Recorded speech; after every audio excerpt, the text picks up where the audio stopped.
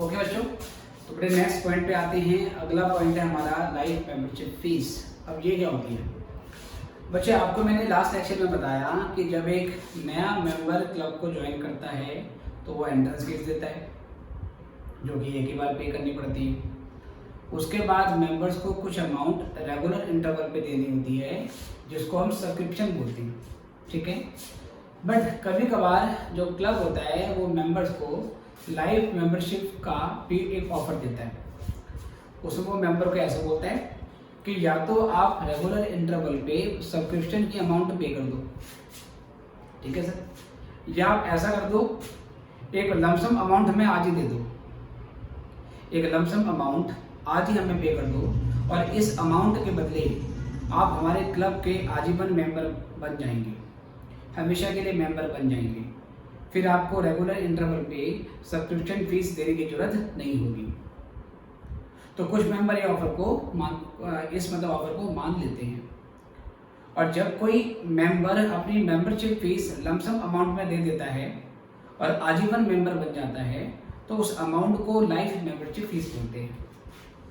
अब पहली बात तो हमारे सामने मुद्दा यह है कि life membership fees revenue receipt है या ये कैपिटल रिसिप्ट है, क्योंकि अगर रेवेन्यू रिसिप्ट है तो बेटा इनकम एक्सपेंडिचर में चली जाएगी, अगर ये कैपिटल रिसिप्ट है तो बैलेंस शीट में चली जाएगी। तो पहली बात तो बेटा इसको मानेंगे क्या, रेवेन्यू रिसिप्ट या कैपिटल रिसिप्ट। तो अब क्या किया जाएगा बच्चों, तो प्यारे बच्चों क्योंकि ये पूरी लाइफ के लिए मिल रही है, जब तक मेंबर जिंदा रहेगा तब तक वो उस क्लब का मेंबर रहेगा, तो दिस इज फॉर एवर, ये फ्यूचर में बेनिफिट देती रहेगी मेंबर को। मेंबर के लिए बेनिफिट है और फर्म के पॉइंट ऑफ व्यू से, क्लब के पॉइंट ऑफ व्यू से ऑब्लिगेशन है कि अब उस मेंबर को फॉर एवर आजीवन सर्व करना पड़ेगा। इसलिए बेटा जो लाइफ मेंबरशिप फीस होती है इसको कैपिटल रिसिप्ट माना जाता है और क्योंकि ये कैपिटल रिसिप्ट हैं तो इसको बैलेंस शीट की लायबिलिटी साइड में डाल देते हैं, ठीक है। देखिए sir, it is a capital receipt from members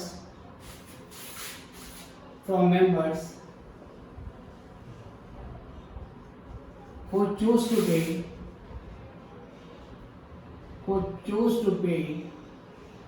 to pay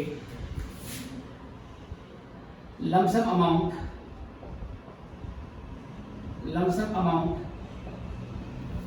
as membership fees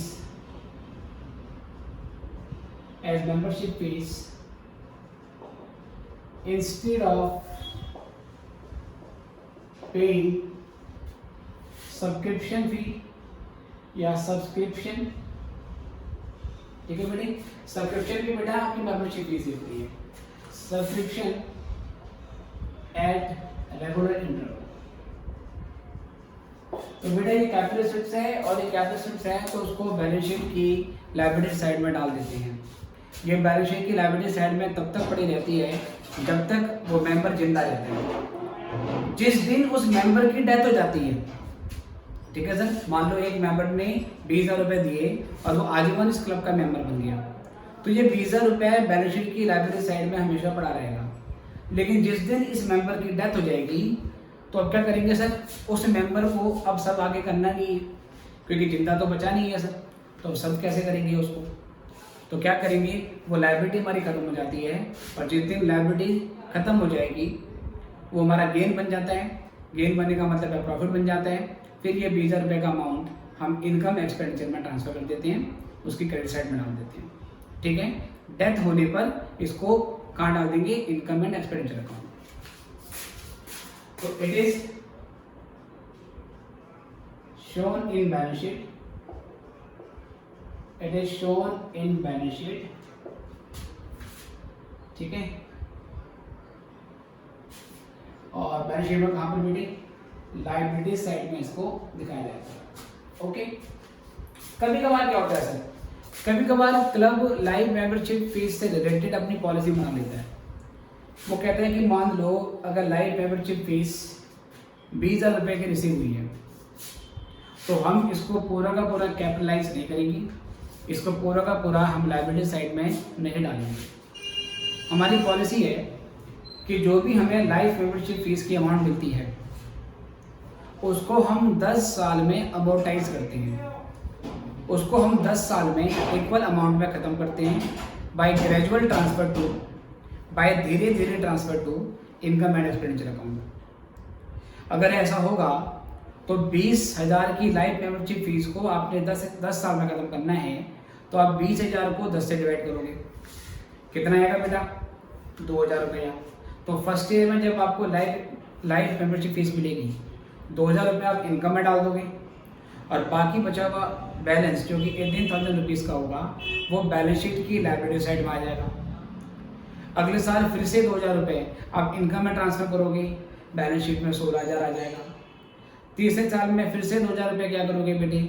आप ट्रांसफ़र करोगे और फिर बेटा 14,000 रुपये आपका बैलेंस शीट में आता रहेगा। तो इस तरीके से भी काम चलता रहेगा।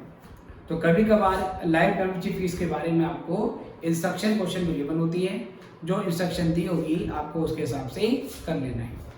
ठीक है सर, तो ये बात थी लाइफ मेंबरशिप फीस की। इसको नोट कर लेंगे, इसके बाद में अगले मुद्दे पर फटाफट से जल्दी करो।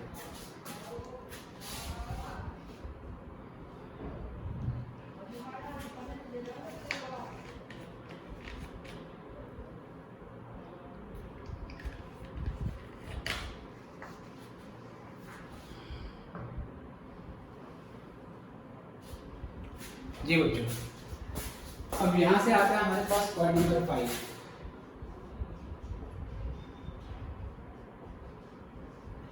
Accounting for consumable items.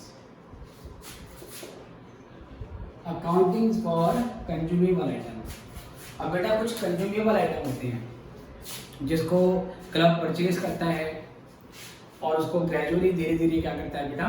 Consume करता है। जैसे कि ऐसे समझ लो कि बेटा एक एनपीओ है जिसमें गरीब बच्चों को हम पढ़ाने का काम करते हैं, एजुकेशन का काम होता है। तो उस एनपीओ ने क्या करा, पूरे साल में बच्चों को पढ़ाने के लिए मान लीजिए बेटा 500 पेंसिल खरीदी। ठीक है सर, 500 पेंसिल खरीदी, 2 रुपये की पेंसिल थी एक, तो 1000 रुपये की आपने पेमेंट कर दी। क्योंकि सर 1000 रुपये का कैश चला गया, पेमेंट है, तो ये रिसिप्ट एंड पेमेंट अकाउंट में आपका पेमेंट साइड में चला जाए, राइट। अब जो 500 पेंसिलें हमने करंट ईयर में परचेज करी हैं, जरूरी नहीं है कि 500 की 500 पेंसिलें करंट ईयर में यूटिलाइज हो जाए, कंज्यूम हो जाए। ये भी तो हो सकता है कि कुछ पेंसिल साल के एंड में बच जाएंगी। बच्चों मान लीजिए अगर 500 पेंसिलें परचेज करी थी, साल के एंड में उसमें से 100 पेंसिलें बच जाती हैं, केवल 400 पेंसिलें ऐसी हैं जो हमने बच्चों को डिस्ट्रीब्यूट कर दी थी और बच्चे उसे इस्तेमाल कर रहे हैं। हमारे पास 100 पेंसिल का स्टॉक साल के एंड में बचा हुआ है। क्या किया जाएगा बेटा? इनकम और एक्सपेंडिचर अकाउंट में मैं एक्सपेंस के नाम पर क्या वैल्यू दिखाऊंगा पेंसिल्स की? तो मैं ऐसे बोलूँगा कि 500 पेंसिल में से 100 पेंसिलें कंज्यूम नहीं हुई है। जो 100 पेंसिलें कंज्यूम नहीं हुई हैं वो ये फ्यूचर में कंज्यूम होगी। जो चीज़ें फ्यूचर में कंज्यूम होगी मतलब फ्यूचर में बेनिफिट देगी, तो वो हमारी असेट है। तो मैं इन 100 पेंसिल को अगले साल के लिए कैरी फॉरवर्ड करूंगा और बैलेंस शीट में इनका स्टॉक एज एन असेट दिखा दूंगा। इन 100 पेंसिल की 2 रुपये के हिसाब से वैल्यू कितनी होगी? 100 मल्टीप्लाइड बाई 2, 200 रुपये की इनकी वैल्यू होगी। तो 1000 रुपये की हमने जो पेंसिलें कंज्यूम करी थी, इसमें से 200 रुपये की पेंसिलें अभी कंज्यूम नहीं हुई हैं, केवल 800 रुपये की पेंसिलें हमने कंज्यूम करी है। इसलिए हम इनकम एंड एक्सपेंडिचर अकाउंट में एक्सपेंस के नाम पे केवल उतना ही हिस्सा दिखाएंगे जितना करंट ईयर में कंज्यूम हो गया है। तो केवल 800 रुपये का जो कंजप्शन हुआ है पेंसिल का वो एक्सपेंडिचर में आ जाएगा और बाकी का जो 200 रुपया है उसको हम कैरी फॉरवर्ड करेंगे अगले साल के लिए। और कैरी फॉरवर्ड वाले सारे आइटम बैलेंस शीट में आते हैं क्योंकि ये स्टॉक ऑफ पेंसिल है, ये हमारी असेट है। तो ये 200 रुपये हम बैलेंस शीट की असेट साइड में डाल देंगे। ये हो गया सर। सर एक कहानी और सुनो। मान लो इस ईयर की बिगनिंग में मेरे पास 50 पेंसिलें पिछले साल की बची हुई हैं। लास्ट ईयर भी मैंने कुछ पेंसिलें खरीदी होंगी जिसमें से कुछ कंज्यूम हो गई होंगी और कुछ बच गई होंगी। जो बच गई थी वो 50 थी। पिछले साल की 50 पेंसिलें मेरे पास बची हुई हैं और मैंने करंट ईयर में 500 पेंसिलें और खरीदी। तो मेरे पास इस ईयर में टोटल कितनी पेंसिलें हो गई कंजप्शन करने के लिए? तो आपने कहा सर 50 पिछला पड़ा है, 500 नया खरीदा है। मैंने कहा हाँ, तो आपने कहा 550 पेंसिल आपके पास नहीं, आपके पास टोटल पड़ी हुई है, ठीक है। फिर साल के एंड में मैं आपसे कहता हूँ कि इन 550 पेंसिल में से मेरे पास वर्ष के अंत में 200 पेंसिलें बची हुई हैं जो कि इस साल कंज्यूम नहीं हुई। तो बताओ मैंने कंजप्शन कितनी पेंसिल का कर लिया? तो आप बोलोगे 550 में से अगर आपने 200 बचा लिया, इसका मतलब 350 आपने क्या कर लिया बेटा? कंज्यूम कर लिया, राइट सर। फिर 350 पेंसिल की जो भी वैल्यू होगी वो एक्सपेंस के नाम पे हम इनकम एक्सपेंडिचर में डाल देंगे, और जो 200 पेंसिल्स की वैल्यू होगी उसको अगले साल यूज करेंगे, तो वो हमारा क्लोजिंग स्टॉक हो गया। किसका सर? पेंसिल का। तो उसको असेट साइड में डाल दिया जाएगा। ओके, सब तरीका क्या है इसका? ये जो कंज्यूमेबल आइटम्स होते हैं, कंज्यूमेबल आइटम्स के एग्जांपल होते हैं लाइक प्रिंटिंग एंड स्टेशनरी। इसमें प्रिंटिंग और स्टेशनरी आती है बेटा कंज्यूमेबल आइटम्स। इसका मतलब है pen, paper, copy, pen, paper, pencil. Stationery item इसमें आ जाएगा बेटा। कार्टेज इसमें आ जाती है। इसके अलावा बेटा मेडिसिन। अगर कोई एनपीओ है जो हेल्थ सर्विस प्रोवाइड करता है तो वो बहुत सारी मेडिसिन खरीदता होगा। जितनी मेडिसिन पूरे साल में खरीदता है वो सारी करंट ईयर में कंज्यूम हो जाएगी। अच्छा तो नहीं होगा, कुछ बच भी जाएगा। इसके अलावा बेटा प्रोविजंस। बेटा ये प्रोविजंस को जरा ध्यान से देखना। नॉर्मली जब मैं कहता हूँ प्रोविजन तो बच्चा कहता है प्रोविजन का मतलब होता है प्रोविजन फॉर बैड डेब्ट, provision for discount, provision for depreciation, ठीक है बेटे। प्रोविजन के साथ हमेशा बताएगा प्रोविजन किसके लिए।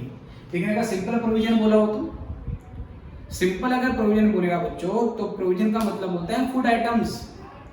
यहाँ खाने की बात हो रही है, यहाँ राशन की बात कर रहा है, खाने पीने के आइटम की बात कर रहा है। तो प्रोविजन सिंपली बोल दिया अकाउंटिंग में, इसका मतलब वो खाने पीने का आइटम, वो दूध, दही, चाय पत्ती या अनाज, उसकी बात कर रहा है। जैसे कि आपने नोट किया होगा कई बार आपके मोहल्ले में जो दुकानें होती हैं उनकी दुकानों के नाम कई बार इस तरीके से होते हैं, जैसे गुप्ता प्रोविजन स्टोर बोलते हैं ना, गुप्ता प्रोविजन स्टोर। अब यहाँ प्रोविजन का क्या मतलब है कि यहाँ पर फूड आइटम्स मिलते हैं। यहाँ से आपको दाल, आटा, चावल, डेली यूज करने वाले आइटम्स आपको मिल जाएंगे। सिर्फ प्रोविजन बोला हो तो फूड आइटम के बारे में बात कर रहे हैं। Got it sir? Okay sir. तो प्रोविजन का मतलब हो गया यहाँ पर सर फूड आइटम्स, ठीक है सर। तो total purchases during the year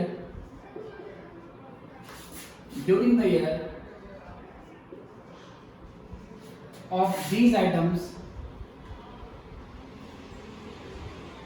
बेटा ये जो भी आइटम है may not be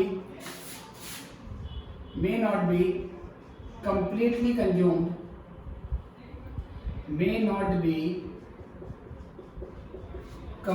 consumed by end of the year। साल खत्म होने तक हम भी ये जितने आइटम खरीदे हों ये सारा का सारा कंज्यूम हो गया होगा, ऐसा नहीं होगा। in this case only amount consumed, जितनी अमाउंट आपने करंट ईयर में कंज्यूम कर ली है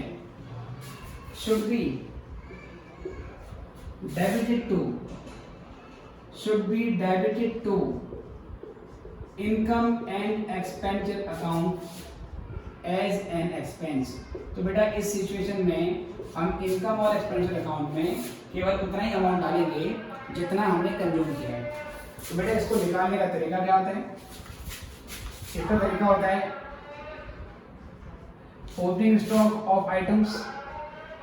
अब बेटा ये आइटम प्रिंटेबल, स्टेशनरी, मेडिसिन या बेटा provision, it can be anything, उसका ओपनिंग स्टॉक ले लेंगे। कितना हमारे पास पड़ा हुआ है, लाइक 50 पेंसिल पहले से पड़ी हुई थी, उसकी वैल्यू ऐड करेंगे बेटा परचेजेस। हमने करंट ईयर में उसकी कितनी परचेज करी, और परचेज का मतलब होगा बेटा दोनों, cash purchase plus credit purchase. बेटा अगर बेटा कुछ रिटर्न हुई है तो रिटर्न यहाँ पर माइनस हो जाएगी, और तो बहुत कम केस में गिवन होगी। कैश परचेज देना है, क्रेडिट परचेज देना है, कुछ परचेज रिटर्न भी है तो यहाँ पर माइनस कर देना है, और तो मैं यहाँ पे इसको लिख नहीं रहा। 50 पेंसिलें पहले से पड़ी हुई थी, टोटल हमने 500 और खरीदी, नकद उधार मिला के 500 और खरीदी, 550 पेंसिल की वैल्यू हमारे पास अवेलेबल है। तो उसमें से लेस करेंगे हम क्लोजिंग स्टॉक ऑफ आइटम। ठीक है सर, ये करने के बाद क्या आएगा हमारे पास, अमाउंट कंज्यूम डेबिटेड टू, और सर इसको हम इनकम एंड एक्सपेंडिचर अकाउंट में डाल देंगे एज एन एक्सपेंस। ठीक है सर, ओके। तो अगर आपके पास ओपनिंग स्टॉक पता है प्यारे बच्चों, आपके पास परचेसेस पता है, क्लोजिंग स्टॉक पता है, सीधे माइनस कर दो, खत्म हो गई बात, आंसर आ जाएगा।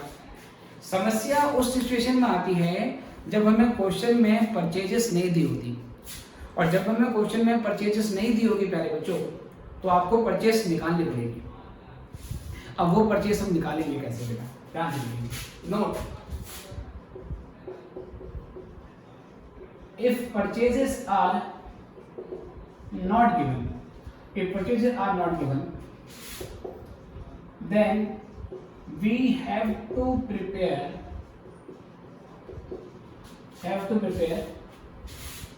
supplier या क्रेडिटर्स अकाउंट।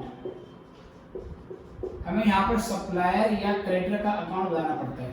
बेटे कौन सा सप्लायर, जिससे ये आइटम खरीद रहे हैं, जिससे हम पेन पेंसिल लाते हैं या जिनसे हम मेडिसिन खरीदते हैं, हम उनका अकाउंट बनाएंगे और उनके अकाउंट से परचेज निकालेंगे। लेकिन क्रेडिटर्स के अकाउंट में तो केवल क्रेडिट परचेज आती है, इसलिए हम जो क्रेडिटर्स का अकाउंट बनाएंगे वहां से केवल क्रेडिट परचेज निकलेगी। कौन सी purchase, credit purchase. Credit purchase हम क्रेडिटर्स के अकाउंट से निकाल लेंगे, कैश परचेज क्वेश्चन में अलग से गिवन होगी, तो इन दोनों को जोड़कर टोटल परचेज आ जाएगी, हमारा काम चल जाएगा। कभी कभार क्वेश्चन में हम क्रेडिट परचेज तो क्रेडिटर अकाउंट से निकाल लेते हैं, कैश परचेज नहीं थी होती। अब अगर कैश परचेज नहीं है तो बेटा इसका मतलब नहीं है, हम कैश में खरीदते ही नहीं। तरीका ये है कि पहले उधार में उठा लो, फिर धीरे धीरे पेमेंट करते हैं, और नॉर्मली ऐसा ही होता है सर। तो अगर कैश परचेज अलग से दे रखी है तो क्रेडिट परचेज में जोड़ देंगे, नहीं दिए सर तो मान लो कैश परचेज ले लें, वो नहीं होती, right sir.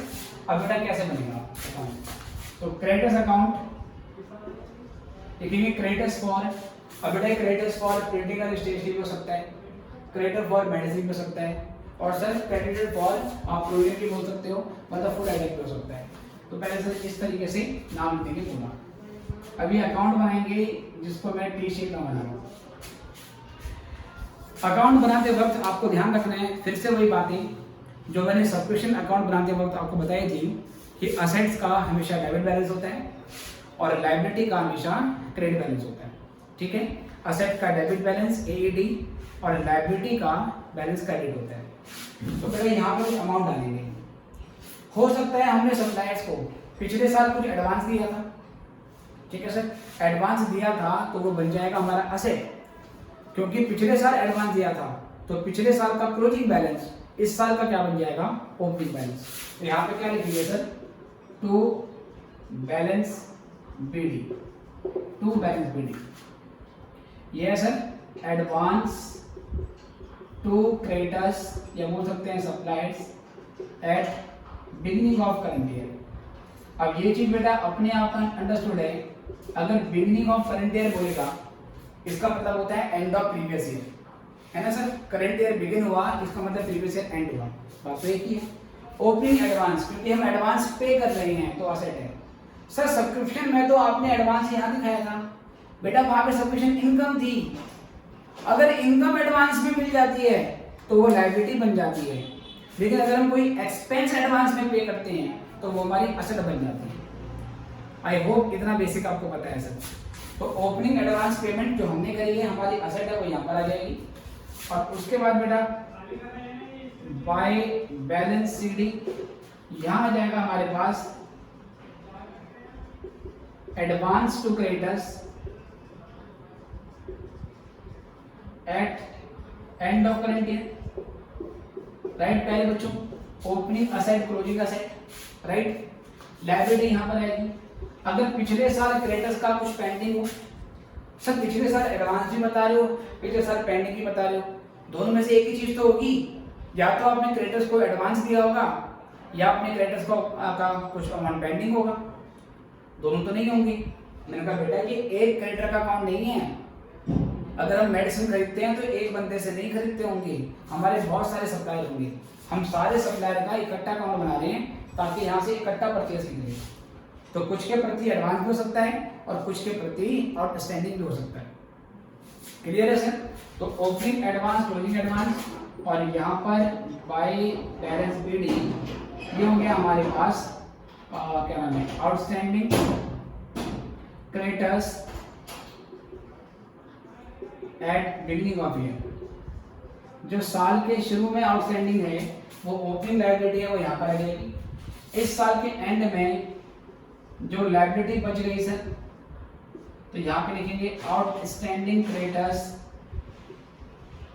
Eight end of year, वो हमारा यहाँ आ जाएगा बच्चों।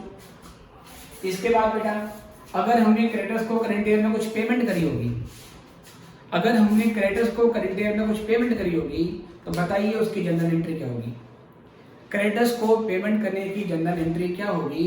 आप बोलोगे sir creditors account debit to cash या बैंक अकाउंट। मेन मुद्दा है कि जो क्रेडिटर्स अकाउंट है वो डेबिट होगा, क्योंकि हम अगर क्रेडिटर्स को पेमेंट कर रहे हैं हमारी लायबिलिटी घटेगी तो उसको डेबिट करते हैं और लायबिलिटी बढ़ेगी तो उसे क्रेडिट करते हैं। क्रेडिटर्स को पेमेंट करने से लायबिलिटी घटती है या एंट्री बनती है क्रेडिटर्स टू बैंक, इसलिए बेटा अगर कोई भी हम पेमेंट करते हैं तो पेमेंट हम यहाँ डाल देंगे। एक मिनट, इसको थोड़ा मैं डिफरेंट ढंग से लिख देता हूँ जी बच्चों। तो यहाँ पर आ जाएगा हमारे पास टू बैंक अकाउंट या कैश अकाउंट। ये आ गया पहले बच्चों हमारा payment to creditors.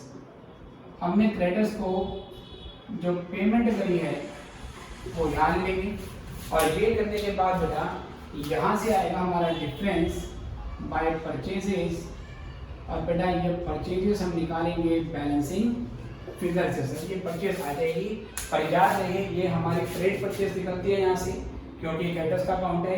Cash purchase अलग से क्वेश्चन में दी होगी तो वो आपको यहाँ पर जोड़ना पड़ेगा। ठीक है सर? तो फाइनली इस तरीके से परचेज निकालनी पड़ेगी। परचेज गिवन है तो बात यही खत्म हो जाएगी, opening stock plus purchase less closing stock. पर जहां परचेज नहीं गिवन होगी बच्चों वहां पर आपको पहले परचेज निकालनी पड़ेगी, उसके लिए क्रेडिटर्स अकाउंट बनाना पड़ेगा। इतना नोट कर लीजिए, इस पे क्वेश्चन देखते हैं।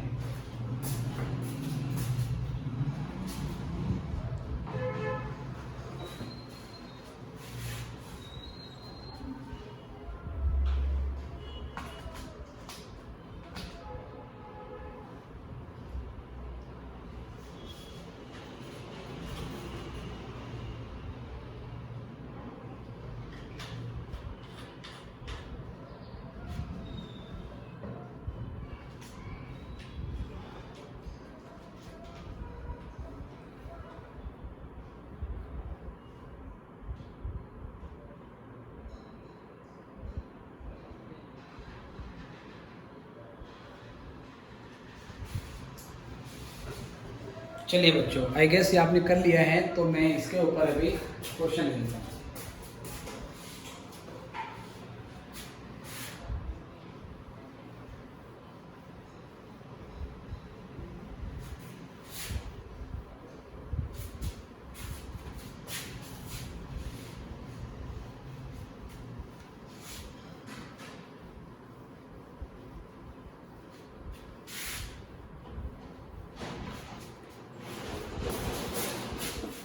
जी प्यारे बच्चे देखिए, let us take a question.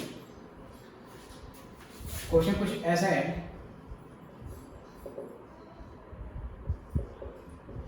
Find out amount of printing and stationery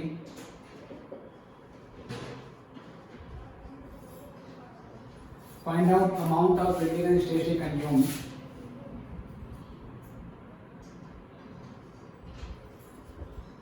for the year 2015-16। तो पहले कुछ ऐसे बोलता है आपको, सॉरी कुछ ऐसे बोलेगा, stock of printing and stationery ये 1, 4, 15 और 31, 316। ठीक है सर। यहाँ भी रुपीस में अमाउंट है आपकी और यहाँ भी रुपीस में अमाउंट है सर। 1, 4, 15 में इसका ओपनिंग स्टॉक था 12,000 का और यहाँ बचा है बेटा 8,000। आगे क्वेश्चन में कहता है एडवांस टू सप्लायर्स। आपने प्रिंटिंग और स्टेशनरी के सप्लायर्स को एडवांस पे किया है, यहाँ पर पे किया है 17,000 और यहाँ पर पे किया है बेटा आपने 20,000। चलो जी, उसके बाद sir creditors for printing and stationery. Printing and stationery के कितने क्रेडिटर्स है, या यहाँ पर एडवांस के बदले बेटा प्रीपेड भी बोल सकता है, प्रीपेड, और यहाँ पर बेटा क्रेडिटर्स जो के बदले आउटस्टैंडिंग भी बोल सकता है, राइट सर। तो यहाँ पर बेटा हमारे पास कहता है कि ये 10,000 है और ये बेटा 15,000 है, ये दे दिया।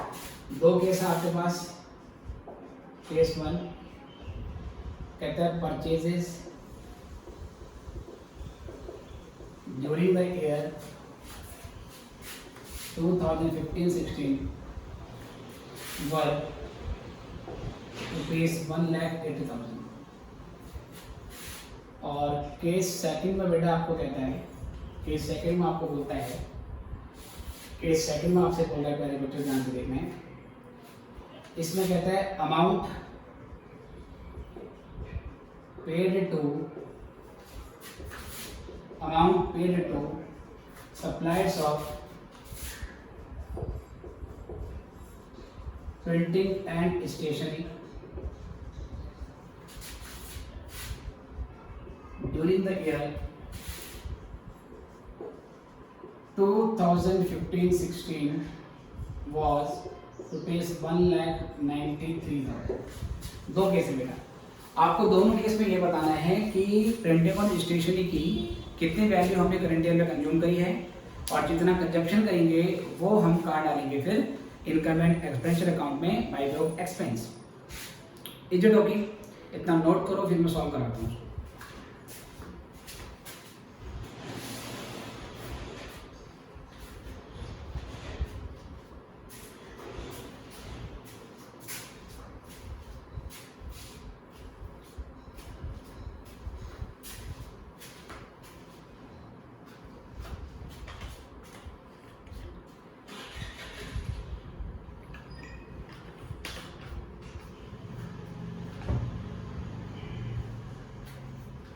चलिए बच्चों देखेंगे आप, तो पहले करेंगे बेटा हम केस 1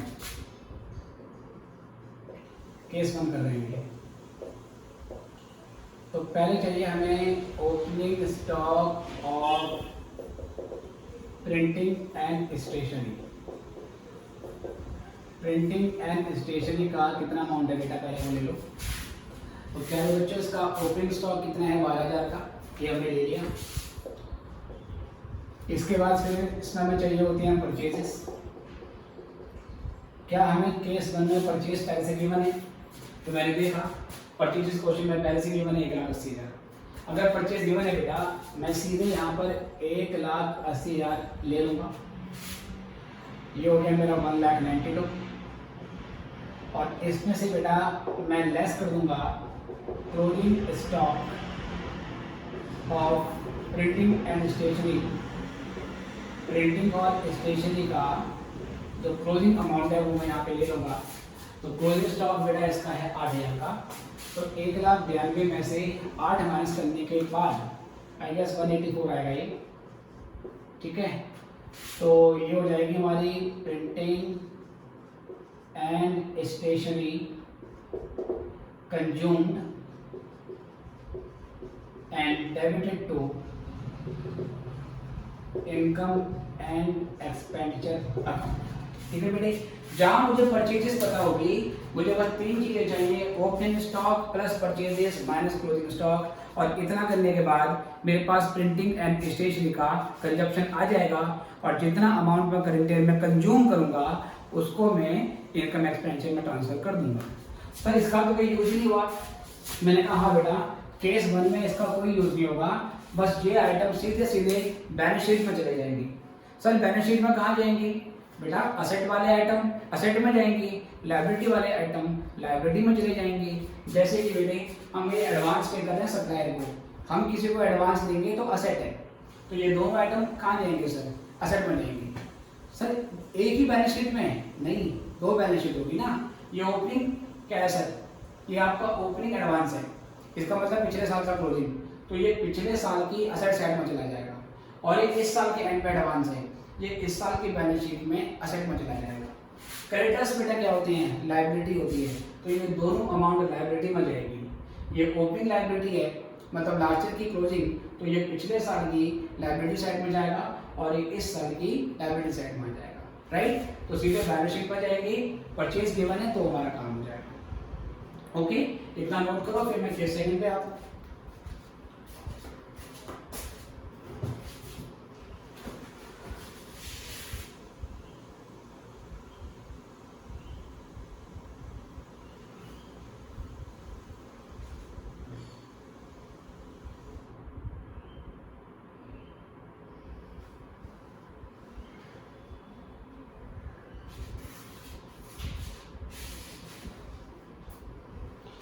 ओके बच्चों देखिए, अब यहाँ से बात करेंगे हम केस सेकंड के साथ। सेकंड वाले केस में क्या है, आपको दे रखा है amount paid to suppliers of printing stationery.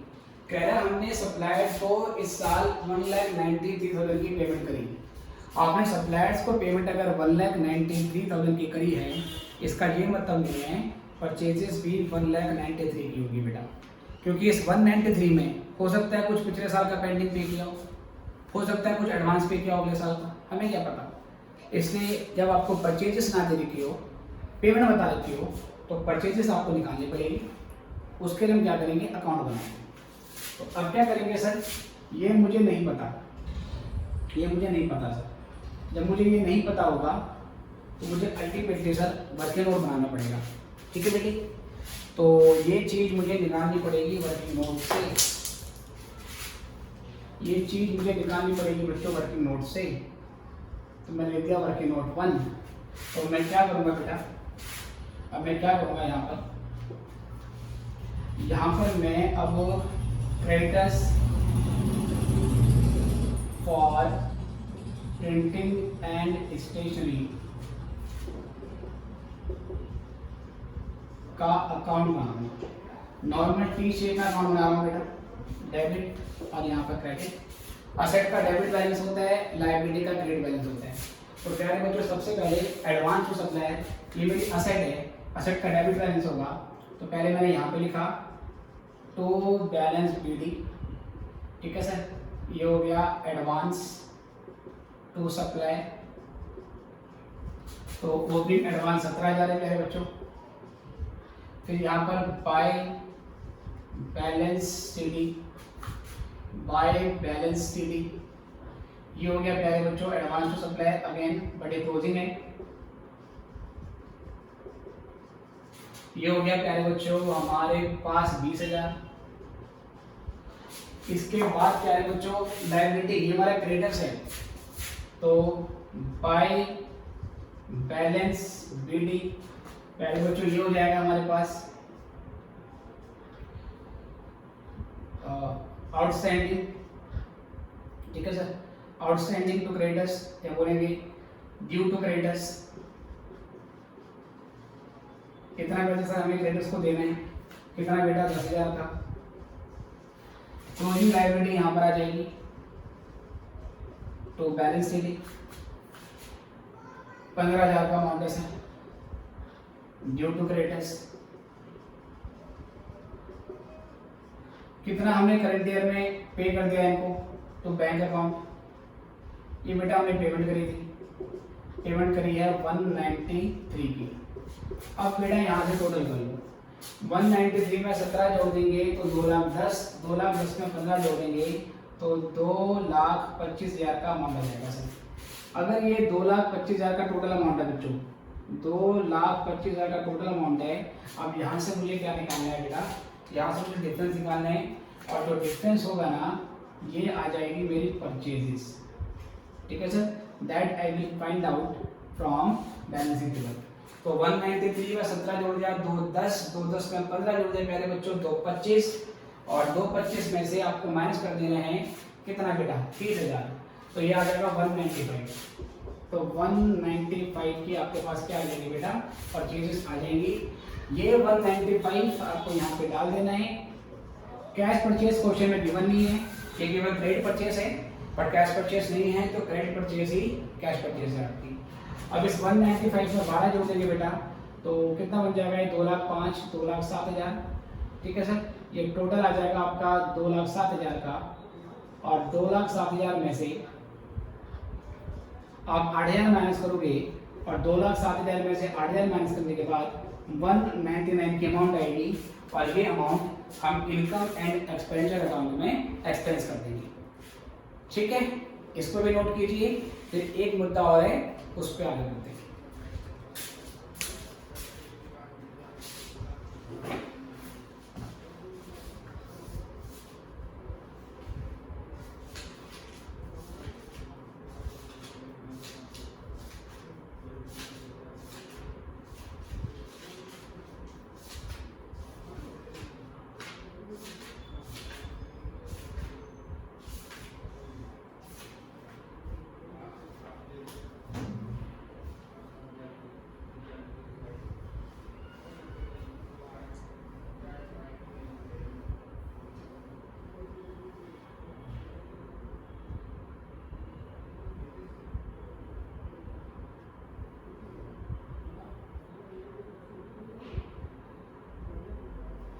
Okay बच्चों, आई गेस आपने कर लिया है। तो अब यहाँ से हम नेक्स्ट पॉइंट पे आएंगे। हमने कितने पॉइंट कर लिए बेटा, शायद 5 पॉइंट हो गए। Donation, entrance fees, subscription, life membership fees and this point, 5 point हो चुके बेटा हमारा। एक छोटे मुद्दे पे और बात करते हैं।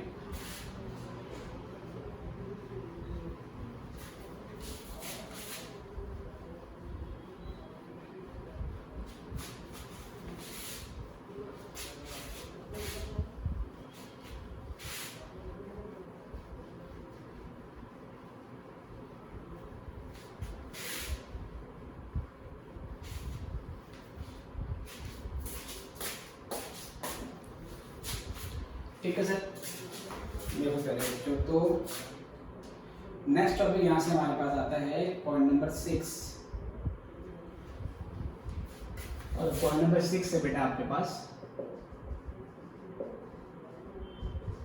Fund based accounting. Fund based accounting, ठीक है सर। फंड बेस्ड अकाउंटिंग बेटे आपको ध्यान से देखना है अच्छी तरीके से। फंड बेस्ड अकाउंटिंग क्या होती है? कई बार एनपीओ क्या करता है कि किसी एक्सपेंस को करने के लिए, मतलब फ्यूचर में कोई एक्सपेंस होने वाला होता है, उसके लिए एक फंड बना लेता है। उस फंड में कुछ अमाउंट एक्यूमुलेट करता रहता है। जैसे मान लो कि बेटा जो क्लब है वो एनुअल बेसिस पे हर साल एक चैरिटी फुटबॉल मैच कराता है। वो चैरिटी फुटबॉल मैच में वो बड़े बड़े कुछ नेता होते हैं उनको बुलाता है, कुछ एक्टर होते हैं बेटा उनको बुलाता है, कुछ बेटा बेसिकली मतलब प्लेयर होते हैं उनको बुलाता है, और फिर वो मार्केटिंग करता है कि देखो एक फुटबॉल मैच होने वाला है जिसमें बॉलीवुड स्टार और कुछ नेता और कुछ इंडियन टीम के जो बेसिकली प्लेयर हैं वो उसमें खेलेंगे। माध्यम उसका मोटिव क्या होता है बेटा? मोटिव ये होता है कि अपने एनपीओ के बारे में ज़्यादा लोगों को इन्फॉर्म करना, क्योंकि जितने ज़्यादा लोगों को इन्फॉर्म होगा डोनेशन उतना ज़्यादा आती है, क्योंकि मेजर सोर्स ऑफ इनकम होता है। तो मान लीजिए अगले साल एक सपोज मान लो चैरिटी मैच होने वाला है, उस चैरिटी के लिए हमने आज ही फंड इकट्ठा कर लिया। तो जो फंड हम गैदर कर रहे हैं, क्योंकि उसमें ऑब्लिगेशन है कि उसको उसी चैरिटी के लिए यूज किया जाएगा, उसी चैरिटी मैच के लिए यूज किया जाएगा, तो फंड की जो जो अमाउंट इकट्ठा होती रहती है उसको हम लायबिलिटी साइड में डालते रहते हैं। ठीक है सर। मान लीजिए कि करंट ईयर में हमने चैरिटी फंड के नाम पे 2 लाख रुपए इकट्ठा कर लिए, और वो चैरिटी इवेंट करंट ईयर में भी हुआ, वो charity event charity match current year में हुआ, और उस पर मैंने 1,80,000 रुपये चैरिटी मैच में खर्च कर दिया। अब क्योंकि इस एक्सपेंस के लिए ऑलरेडी एक फंड बना हुआ है, तो अब ये एक्सपेंस मैं इनकम एंड एक्सपेंडिचर अकाउंट में डेबिट नहीं करूंगा। मैं इस एक्सपेंस को फंड में से ही रिड्यूस करूंगा कौन सा फंड जो कि लायबिलिटी साइड में पड़ा हुआ है। तो पहले मैं 2 लाख रुपए का फंड लायबिलिटी साइड में लेके जाऊंगा, उसमें से 1,80,000 की अमाउंट जो करंट ईयर में चैरिटी मैच पे खर्च होगी है वो माइनस कर दूंगा, और बाकी बचा हुआ 20,000 मैं बैलेंस शीट में छोड़ दूंगा। अगले साल दोबारा से चैरिटी मैच होगा, उसके लिए दोबारा से फंड मिलेंगे, तो इसी 20,000 की अमाउंट में जोड़ेंगे और फिर से कुछ खर्चा होगा तो इसी में से माइनस किया जाएगा। तो मुद्दा यह है कि अगर किसी एक्सपेंस के लिए कोई फंड ऑलरेडी बना हुआ है तो फिर वो expense income and expenditure account में नहीं आता, हम फिर उस एक्सपेंस को उसी फंड में से माइनस करते हैं, वो फंड जो कि लायबिलिटी साइड में पड़ा रहता है। Got this sir? बट कभी कभार ऐसा भी हो सकता है, बताओ कैसा सर? मान लो हमने फंड के नाम पर, चैरिटी फंड के नाम पर 2 लाख रुपए इकट्ठा कर लिए हैं, लेकिन जब चैरिटी मैच हुआ उस पे एक्सपेंस 2,03,000 रुपए का हो गया। बेटा जब खर्चा करते हैं, जब हाथ खुलता है तो पता थोड़ी चलता है कि कितने पैसे खर्च कर दिए। जैसे बेटा किसी की शादी होती है ना तो खर्चा होता ही रहता है, वो बाद में लगता है कि भाई साहब बेड़ा गर्क हो गया है। ठीक है बेटा, आया ना, आपकी शादी होगी तो आपका मालूम चलेगा, राइट सर? मुझे मालूम चल गया था। ओके बच्चों, तो 2 लाख रुपए के फंड हमने इकट्ठा किए और सर खर्चे करने लगे, और खर्चे करते करते बेटा 2,03,000 रुपये खर्च हो गया, तो फंड तो पूरा खत्म हो गया, उसके बाद भी 3,000 रुपये का खर्चा एक्स्ट्रा हो गया। इस सिचुएशन में हम क्या करेंगे, 3,000 का जो एक्सेस एक्सपेंस हुआ है, जितने का फंड बनाया था उससे ज़्यादा, जो 3,000 रुपये ऊपर एक्सपेंस हो गया है, जो फंड से कवर नहीं हो पाया, वो 3,000 रुपये अब हमें एक्सपेंडिचर साइड में डालना पड़ेगा, उसे इनकम और एक्सपेंडिचर में एज एन एक्सपेंस दिखाना पड़ेगा। और लायबिलिटीज में क्या करोगे, 2 लाख में से 2 लाख लेस करके फंड का बैलेंस 0 दिखा दोगे कि फंड खत्म हो गया है, और जो एक्सेस अमाउंट है 3,000 रुपये की वो एक्सपेंडिचर साइड में आ जाएगी। एडिट हो गया सर? इतने पॉइंट समझ में आया? इसी के बारे में बात कर रहे हैं। देखो सर, फंड कैसे account sometime clubs, the club, जो बेटा जिस एनपीओ की बात हो रही है, the club maintains a specific fund या maintains a fund to meet, sometimes the club maintains a fund to meet a specific expense. For example, हम बेटा मैच फंड बनाते हैं, ठीक है सर? मैच फंड बनाते हैं, प्राइज फंड बनाते हैं, कोई एक्टिविटी कराएगी उसमें प्राइज वगैरह देगी, वो आपका बन सकता है। बिल्डिंग फंड भी हो सकता है, लाइक हम क्लब के लिए बिल्डिंग बना रहे हैं, ठीक है सर? अभी क्लब रेंटेड प्लेस पे चल रहा है, एनपीओ रेंटेड प्लेस पे चल रहा है, हमने ये डिसाइड किया है कि इसकी खुद की बिल्डिंग बनाएंगे, उसके लिए फंड इकट्ठा हुआ है, एक्सेट्रा एक्सेट्रा। ठीक है बेटे, ध्यान रखिए बेटा, ये जो मैंने 2 फंड के नाम बताए, इसमें सर ये 2 खर्चे ऐसे हैं जो कि कोई असेट क्रिएशन नहीं करेंगे। हमने मैच करा दिया, मैच में पैसा खत्म हो गया, एक्टिविटी अभी खत्म हो गई, अभी बेनिफिट ले लिया, बट कोई असेट क्रिएशन नहीं हुआ। प्राइजेस बांट दिए, ठीक है, वो अभी हो गया, चला गया, हमारे पास यहाँ पर जो असेट क्रिएशन है वो नहीं हुआ। लेकिन बिल्डिंग फंड के केस में क्या होगा, आप जितना पैसा बिल्डिंग में खर्च करते रहोगे उतना आपका असेट क्रिएशन होता जाता है। तो जब असेट क्रिएशन होगा उस सिचुएशन में कुछ और एडजस्टमेंट होगी, जिसको मैं अभी धीरे धीरे आपको समझाऊंगा। ठीक है बेटे, यहाँ पर कोई असेट क्रिएशन नहीं है, लेकिन बिल्डिंग फंड के केस में अगर मैं बिल्डिंग फंड का पैसा बिल्डिंग के लिए लगाऊंगा तो असेट बिल्ड होती रहती है, उसका क्या इम्पैक्ट है आप बताएंगे सर? ठीक है sir, in this case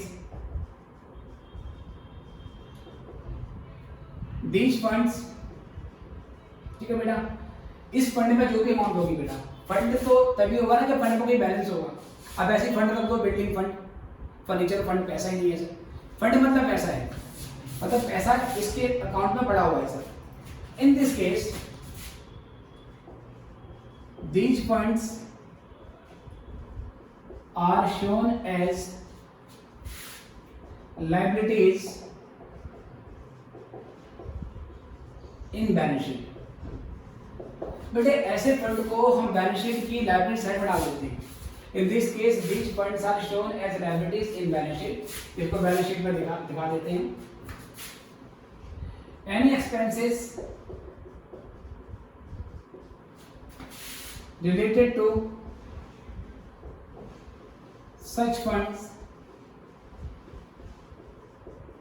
are not shown in income and expenditure account. Income and expenditure account, इनको हम इनकम और एक्सपेंडिचर अकाउंट में नहीं दिखा देते हैं. These are deducted from the fund itself. ठीक है सर, इसको हम बैलेंस शीट में ही सर फंड वैसे मैनेज कर देते हैं. ओके बेटा, जैसे सर एग्जांपल देखेंगे इसमें. मान लो क्वेश्चन में कहता है opening balance of match fund. हमारे पास मैच फंड के नाम पर 10,000 रुपये पड़े हुए. ठीक है सर, 10,000 रुपये पड़े हुए हमारे पास मैच फंड के नाम पे. आगे क्वेश्चन में कहता है डोनेशन फॉर मैच फंड. हमें मैच फंड के लिए कुछ पैसा मिला. कितना सर? 1,50,000 का. और जो मैच एक्सपेंसेस है प्यारे बच्चों वो से 1,30,000 के हो गए. ठीक है, क्वेश्चन में कह रहा है कि आप इसको शो कैसे करोगे सर? ये डेटा जिस ईयर से बिलोंग करता है, जिस ईयर से बिलोंग करता है तो मैं उस ईयर की बनाऊंगा बैलेंस शीट एज ऑन. इस बैलेंस शीट की लायबिलिटी साइड में प्यारे बच्चों, लायबिलिटी साइड में मैं पहले लिखूंगा मैच फंड के बारे में. कैसे कि मैच फंड का ओपनिंग बैलेंस कितना है, कितना पिछले साल से बचा हुआ है सर. तो बेटा लास्ट ईयर से हमारे पास बचा हुआ है मैच फंड के नाम पर बैलेंस 10,000 रुपये का. इसमें ऐड करूंगा बेटा डोनेशन फॉर मैच फंड. ठीक है sir, donation for match fund. बताओ बेटा कितना? इसका अमाउंट है 1,50,000. टोटल हो गया सर 1,60,000.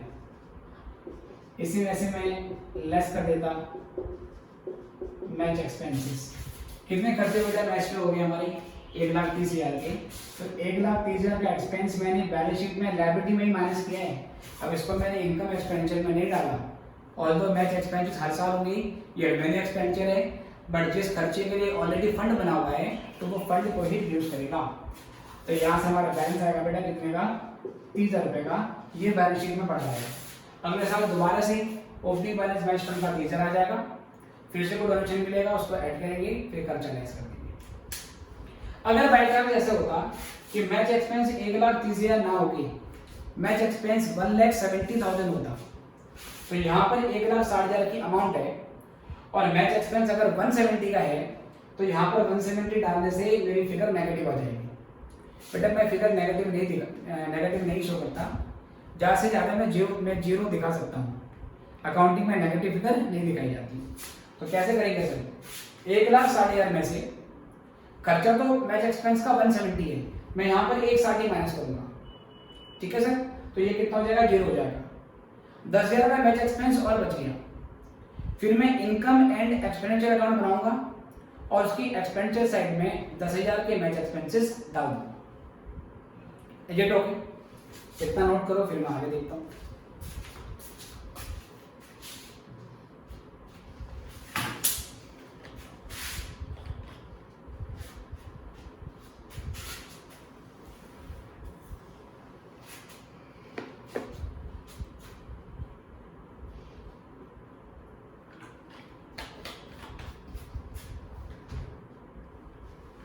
ओके बच्चों, आई गेस ये भी हो गया आपका. इसको मिटा फोन बेटा. इसी में और बहुत सारे एग्जाम्पल हैं, देखना आपको ध्यान से.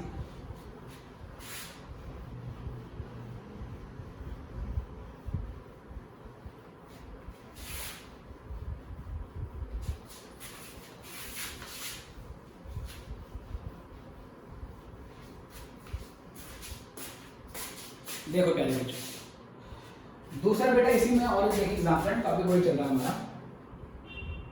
सपोज एग्जाम्पल में ऐसे बोलता है opening balance of price fund, ठीक है बेटे, मैच फंड, प्राइस फंड कुछ भी हो सकता है। Opening balance of match fund और प्राइस फंड, ये हो गया सर हमारा 30,000 का। आगे क्वेश्चन में कहता है आपको donation for match fund, donation for price fund के बाद प्राइस फंड है। डोनेशन फॉर प्राइस फंड तो ये कितना है बेटा, 1,80,000 का। Investment out of price fund,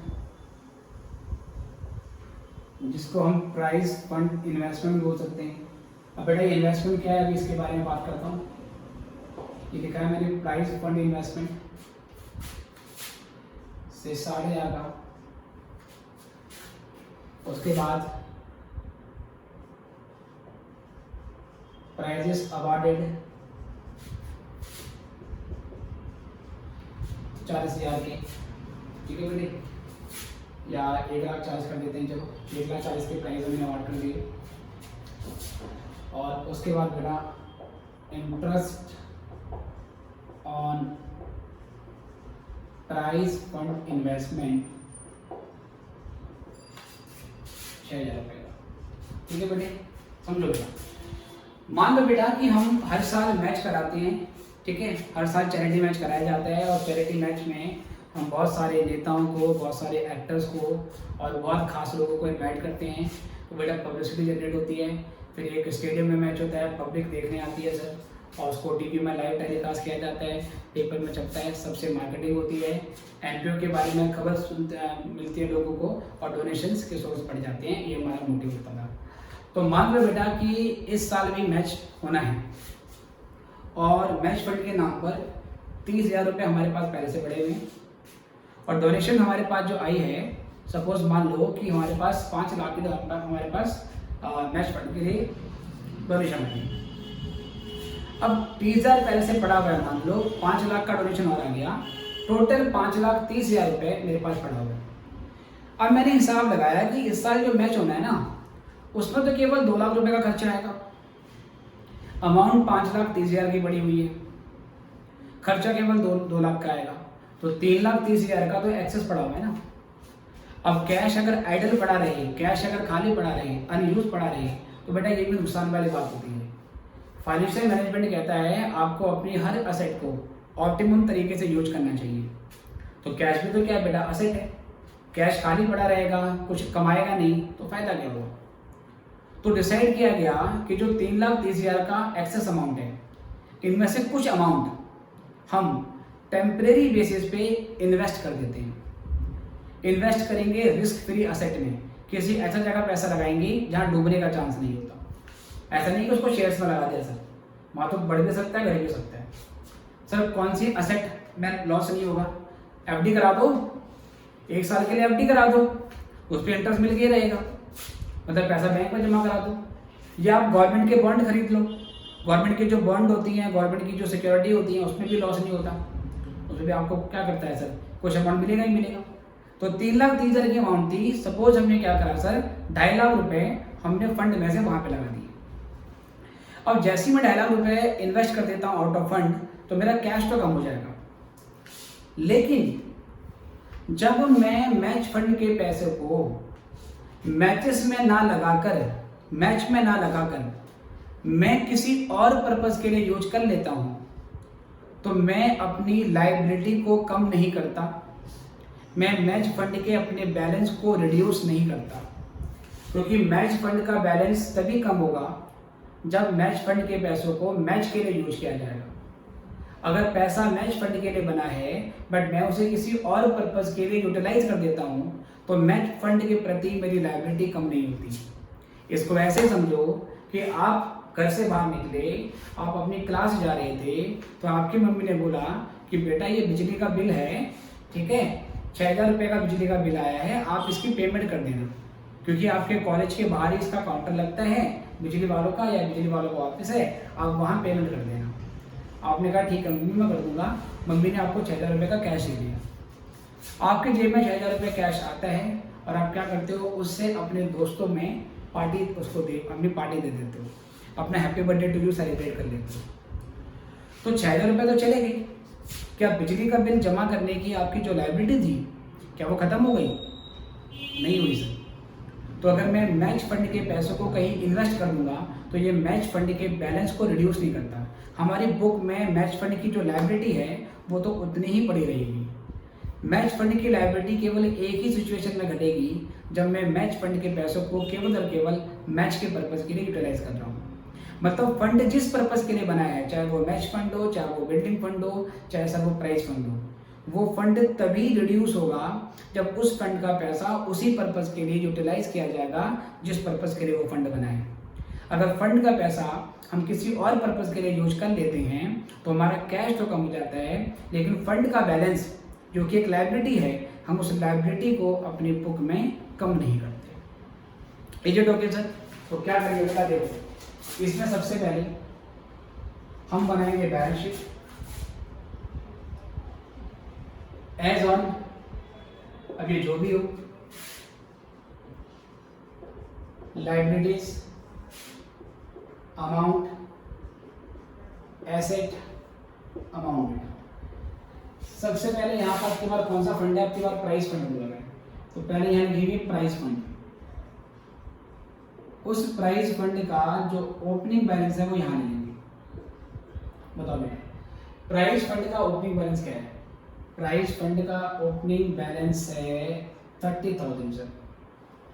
इसमें ऐड करेंगे कितना डोनेशन हमें मैच फंड के लिए मिला, डोनेशन फॉर मैच फंड। तो डोनेशन आपको मिला है बेटा, मैं बाबा मैच फंड बोल रहा हूँ, प्राइस फंड बेटा, डोनेशन फॉर प्राइस फंड। तो कितना मिला है सर? हमें प्राइस फंड के लिए डोनेशन मिला है 1,80,000 का। तो 1,80,000 का अमाउंट यहाँ दिखा दो, 2,10,000। अब इसमें से कितना पैसा एक्चुअल में प्राइस के लिए यूज हुआ है? 2,10 प्राइस के लिए पैसा मिला, प्राइजेस के लिए कितना पैसा यूज हुआ? तो क्वेश्चन कहते हैं प्राइजेस अवार्डेड सर 140। तो इसमें से केवल मैं लेस करूंगा प्राइजेस अवार्डेड 140। ठीक है सर। और बेटा उससे पहले एक चीज और है, हाँ बेटा पहले लेस कर दो, तो 210 में से 140 माइनस होगा तो हमारे पास क्या हो जाएगा बेटा, ये आ जाएगा 70,000। आ गया सर। हमने इस 2,10,000 में से अल्टीमेटली हमने क्या करा था बेटा, 60,000 की इन्वेस्टमेंट भी करी थी। बट मैंने बताया इन्वेस्टमेंट हम फंड में से रिड्यूस नहीं करेंगे, क्योंकि इन्वेस्टमेंट करने से फंड की लायबिलिटी कम नहीं होगी। और तो और इन्वेस्टमेंट एक असेट है, तो वो बैलेंस शीट में अलग से असेट साइड में शो होगी। क्या नाम लिखेंगे इसका? Price fund investment. Price fund investment ये आ गया 60,000 का बेटा। आ गया सर। ये 60,000 मैंने यहाँ पर लेस नहीं किया, क्योंकि ये पैसा प्राइजेस अवार्ड करने के लिए यूटिलाइज नहीं हुआ है, उसको मैंने असेट साइड में डाल दिया। अब सर इन्वेस्टमेंट करी है तो उस पर कुछ रिटर्न मिलता है, इंटरेस्ट भी मिल सकता है, डिविडेंड भी मिल सकता है। तो बेटा उस पर हमें 6,000 रुपये का इंटरेस्ट मिला, लेकिन ये जो 6,000 रुपये का इंटरेस्ट है, ये 6,000 रुपये का इंटरेस्ट अब मैं फंड में जोड़ूंगा। मैं ये बोलूंगा ये इन्वेस्टमेंट कहाँ से जन्मी? ये इन्वेस्टमेंट फंड के पैसों से जन्मी है। अब इस इन्वेस्टमेंट का जो भी प्रॉफिट या लॉस होगा, जो भी नफा नुकसान होगा, वो फंड में ही एडजस्ट होगा। ठीक है सर। अगर इंटरेस्ट मिल गया तो यहाँ पर डाल देंगे, बाद में कभी इस इन्वेस्टमेंट को बेच देते हैं, इन्वेस्टमेंट कभी ना कभी तो रियलाइज होगी। बाद में इस इन्वेस्टमेंट को मैंने सर जब बेचा तो मुझे 60,000 के बदले केवल 57,000 मिली, तो इनका लॉस हो गया, तो वो लॉस मैं यहाँ पे लेस करूँगा। इन्वेस्टमेंट करते वक्त फंड में से कोई हलचल नहीं होती, लेकिन उस इन्वेस्टमेंट पे जो रिवार्ड मिलेगा, इंटरेस्ट मिलेगा या प्रॉफिट ऑन सेल मिलेगा या डिविडेंड मिलेगा, वो यहाँ जोड़ देंगे, और सेल करते वक्त उस इन्वेस्टमेंट पे जो लॉस हो जाएगा वो यहाँ माइनस कर देंगे। अभी कैसा आपको प्रॉफिट हो रहा है, तो add interest on investment, add interest on investment. तो प्यारे बच्चों 6,000 रुपये यहाँ पर जोड़ देंगे और यहाँ पर 76,000 की अमाउंट आ जाएगी। ठीक है सर, इसको भी नोट करो। फिर एक टॉपिक और देखते हैं।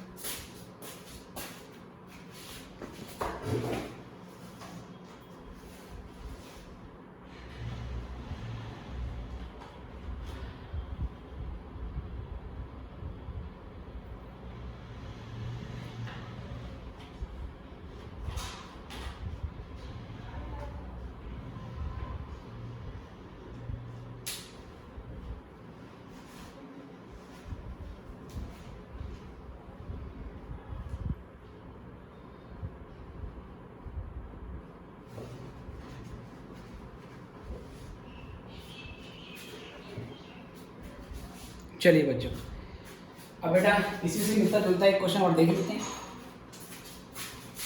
इधर लिख लेता हूँ मैं, एग्जाम्पल है, कहता है opening balance of building fund. ठीक है बेटे, opening balance of building fund 2 lakh रुपए का। Opening balance of capital fund, opening balance of capital fund 3 lakh रुपए का। Donation for building fund 3,50,000।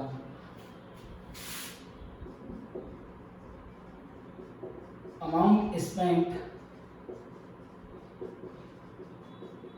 on construction of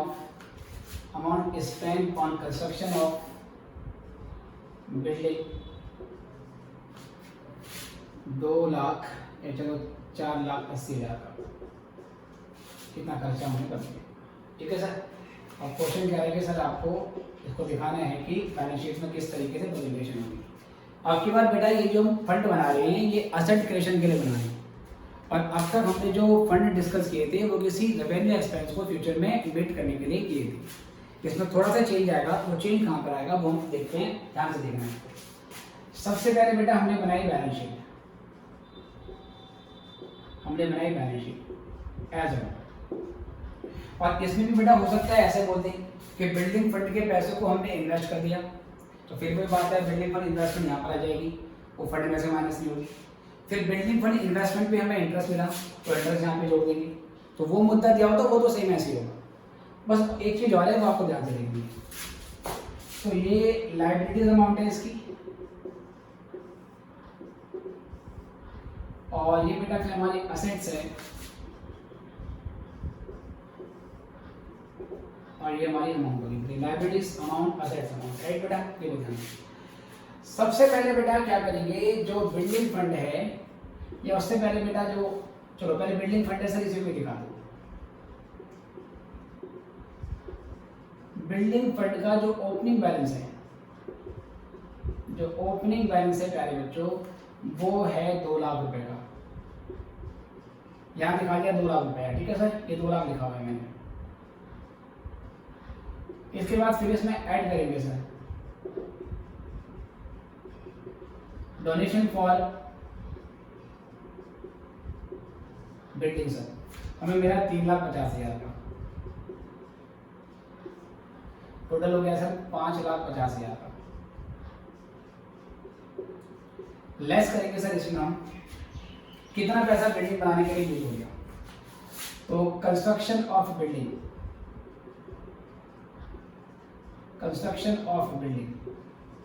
कितना बिल्डिंग 4,80,000 का, तो 5,50,000 में से 4,80 माइनस कर देंगे, 70 का अमाउंट बन जाएगा, राइट सर।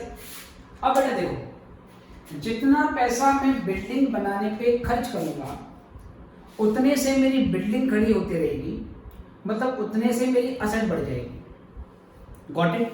लेकिन यहाँ ऐसा नहीं हो रहा था, जब मैं प्राइस अवार्ड कर देता हूँ तो क्या प्राइस अवार्ड करने से मेरी कोई असेट बन के आ रही थी, नहीं आ रही सर, लेकिन यहाँ पे ऐसा हो रहा है। तो यहाँ पर हमें ऐसा खर्चा कर रहे हैं जो लायबिलिटी घटा रहा है बट असेट बढ़ा रहा है। अगर असेट बढ़ेगी तो मैं यहाँ पे क्या लिखूंगा सर, यहाँ पे लिखूंगा बिल्डिंग, और ये भी इनकम्प्लीट है तो इसको मैं कैपिटल वर्क इन प्रोग्रेस के नाम से लिख सकता हूँ सर। अब वही असेट इन प्रोसेस होती है उसको कैपिटल WIP बोलते हैं। ये खर्चा यहाँ पे डाल दूंगा 4,80,000। अब बेटा 4,80,000 बिल्डिंग पे लगाए तो लायबिलिटीज घटी, बिल्डिंग बढ़ गई।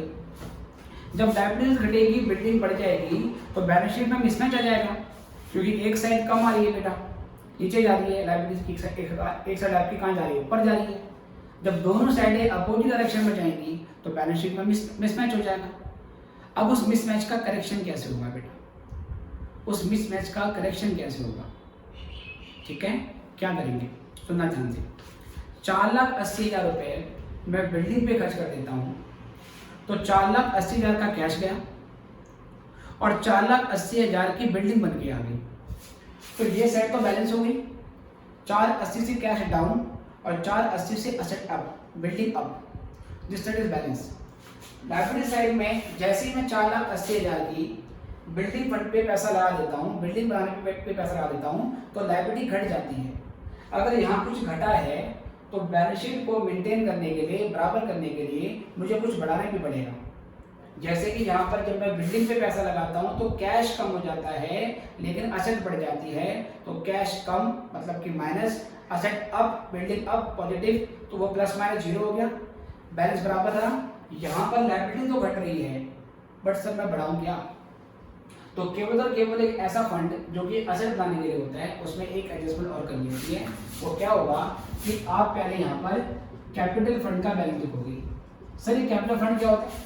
बेटा capital fund is similar to capital. जैसे हम सिंगल एंट्री सिस्टम करते हैं, सिंगल एंट्री सिस्टम में मतलब इनकम्प्लीट अकाउंटिंग सिस्टम में हम ओपनिंग बैलेंस शीट निकालते हैं और वहाँ से ओपनिंग कैपिटल निकलती है। ऐसी एनपीओ में भी हम ओपनिंग बैलेंस शीट निकालेंगे और वहाँ से जो कैपिटल निकलेगी उसको कैपिटल फंड बोलते हैं, राइट सर। तो जो कैपिटल फंड है वो कुछ नहीं है, उसको कैपिटल है। उसका बैलेंस पहले यहाँ लिखेंगे, कितना बेटा? 3 लाख रुपए का। और इसमें फिर हम क्या करेंगे? ऐड करेंगे सर, इसमें ऐड करेंगे